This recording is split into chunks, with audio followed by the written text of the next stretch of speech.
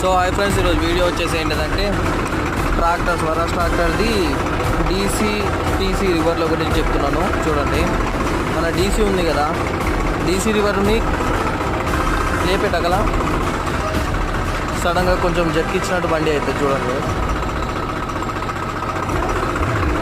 TC river లేపినామనుకో fast లేస్తుంది. చూస్తున్నారు కదా, ఎప్పుడైనా మనం ప్లవ్ కానీ కల్టివేటర్ కానీ కొట్టేటప్పుడు ఇవి రెండు కరెక్ట్గా అడ్జస్ట్ చేసుకొని పెట్టామనుకోండి,